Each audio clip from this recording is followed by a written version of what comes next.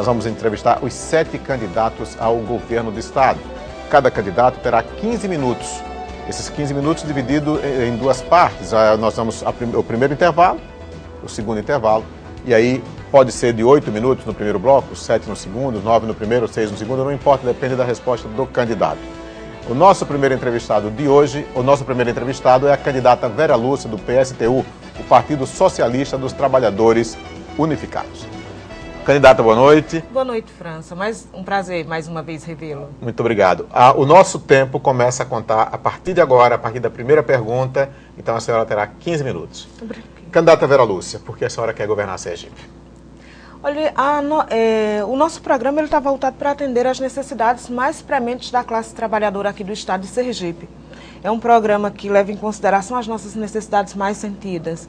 Essa alternativa, e é uma alternativa que queremos apresentar aos trabalhadores nessas eleições, em que pese as debilidades das condições materiais, do tempo, mas é um programa voltado para atender às necessidades mais sentidas da nossa classe. E dentro dessas necessidades, quais são as principais propostas que a senhora tem? Olha, o emprego, educação, saúde, moradia, saneamento básico, transporte, porque tudo isso diz respeito às necessidades prementes da classe trabalhadora.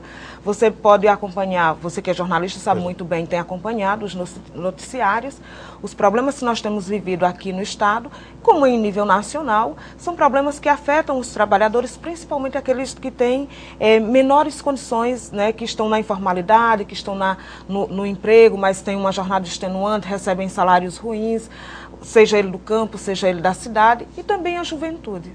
A senhora pensa em questão de obras, no primeiro instante, a sua preocupação será com o emprego, com o salário, com a educação, com o trabalho e com a educação? Olha, numa sociedade capitalista, o emprego ele é fundamental. Perfeito. Porque a classe trabalhadora só tem a força de trabalho, só tem sua mão de obra, só tem os seus braços para oferecer para trabalhar. E depende de um salário para sobreviver. O trabalhador, quando ele não tem emprego, ele está condenado à morte. Ou condenado a qualquer outra coisa. Então, o emprego ele é fundamental. Para isso, nós estamos apresentando uma proposta que e é uma bandeira em nível nacional, que é de redução da jornada de trabalho para 36 horas semanais, sem redução de direitos, sem redução de salários, mas também com o fim do banco de horas. Defendemos que também seja fundamental que se faça reforma agrária nesse país e um plano de obras públicas que você possa absorver a mão de obra dos trabalhadores, tanto no processo de construção, de manutenção e de funcionamento dos hospitais, das casas populares, das unidades de saúde, do saneamento. Veja bem, o PSTU assume que é um partido de esquerda, né? Somos de esquerda, socialista. Pronto. Então, como é que a senhora vê a questão do desenvolvimento econômico a partir de um plano, de um ângulo de esquerda, que é a linha do PSTU? Então, o plano econômico até hoje, a economia até hoje, ela é voltada para atender os interesses dos grandes empresários, dos grandes banqueiros. Isso se expressa, por exemplo, quando o governo federal desprende mais de 35% do orçamento da União para pagar as dívidas interna e externa, e ele faz, nesse mesmo orçamento, destina apenas pouco mais de 4% para a educação e menos de 3% para a saúde. Então, nós observamos, e numa crise econômica, por exemplo, o governo destinou mais de 300 bilhões de reais para salvar banqueiros e empresários, enquanto isso, trabalhadores que foram demitidos, ele disse que desejava boa sorte. Então, por aí a gente observa que toda a política econômica é voltada para atender os interesses dos grandes empresários, enquanto que a população sofre muito com os serviços que não são dados e impostos que pagam caros. Você veja, aqui em Sergipe, o governo do estado tem uma política de isenção de empresas, de isenção fiscal, dizendo que isso vai aumentar e vai atrair investimentos e empresas para o estado. Se você observar isso, quando o governo toma uma medida como essa, ele está abrindo mão de receita para o estado e é dinheiro que deixa de ir para a saúde, para a educação, para a moradia, para o saneamento e vai atender os interesses de uma empresa que é privada, que é particular.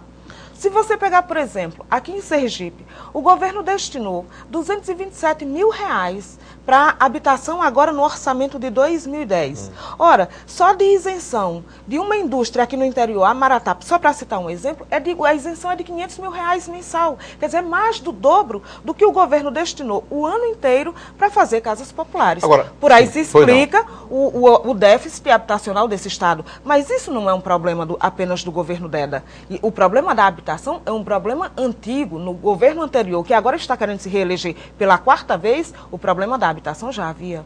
Agora, então eu pergunto a senhora, então como será o seu relacionamento com o empresariado? Pois é, não vai ser muito fácil, como não tem sido muito fácil a vida dos trabalhadores. Porque você veja, é triste você ver o desespero de uma mãe, o choro de um pai e de uma mãe desesperado, chorando a perda de um filho. E muitas vezes por falta de assistência. E você destina dinheiro para empresário, para banqueiro, e você diz, olha, você vai tirar, mas o banqueiro e o grande empresário, ele não vai sofrer nas filas dos hospitais públicos, os seus filhos não vão para as unidades de saúde pública, os seus filhos não vão para a escola pública que é deficitária, eles não vão correr nos dias de chuva com os poucos pertences que conseguiu juntar toda uma vida, correndo da chuva para se abrigar porque sua casa desabou, eles não vão passar por nada disso. Agora, para assegurar os interesses da economia, e diga-se de passagem, não é da economia de conjunto, levando em consideração toda uma população, toda a sociedade, mas para levar em consideração os interesses do grande empresário, dos grandes banqueiros, dos grandes latifundiários, a nossa classe paga com a vida, paga com a saúde, paga com o desemprego, paga com a miséria, paga com a falta de moradia e com a falta de perspectiva de toda uma juventude que tem gerado toda uma violência e que tem suas raízes fincadas na desigualdade social. Entendeu? Então, se por um lado nós não vamos ter um bom relacionamento, e a gente espera que tenha um relacionamento racional, e que para garantir isso, para garantir que o povo tenha saúde, educação e moradia, é preciso que alguém diminua a taxa de lucro. Até hoje tem tirado dos pobres para dar aos ricos. Dessa vez nós queremos inverter a ordem, que é tirar dos ricos para garantir a vida dos pobres. Então, agora, diante de tudo isso que a senhora está falando, como a senhora lidaria com um problema crônico, não apenas em Sergipe, mas no país inteiro, que é a questão das drogas, notadamente o crack? Pois é, o problema das drogas tem um problema real, que é a desigualdade social e muitas vezes da falta de perspectiva de toda uma juventude pobre, negra, que não tem emprego, vive na miséria e onde não chega o braço do Estado, chega o braço do crime, principalmente através do tráfico. Bom, primeiro nós queremos dizer, só há uma forma de acabar com o tráfico de drogas, é legalizando. Segundo, então a senhora é favorável à legalização? Eu sou favorável à legalização. Nosso partido é favorável à legalização como meio para resolver o problema do tráfico. Para resolver o problema do dependente, aí é um problema de saúde pública. E para isso o Estado precisa destinar recursos para garantir que essa juventude não seja levada para o mundo do crime e nem o mundo das drogas. Para isso você precisa assegurar aos pais emprego.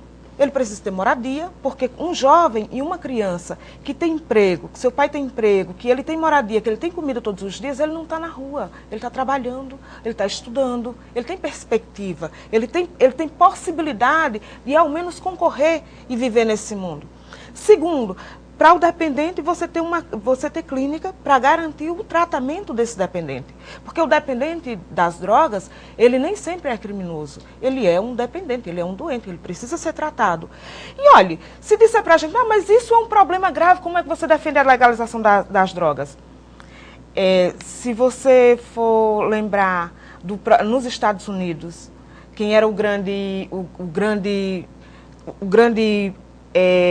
mentor desse processo do tráfico, como foi que você acabou com Al Capone, quando você legalizou? Com certeza. Candidata Vera Lúcia, nós vamos fazer um rápido intervalo, daqui a pouco a gente volta, para continuar falando também sobre planos de governo, enfim, o que a senhora mudaria de imediato, enfim, daqui a pouco, depois do intervalo. Ok.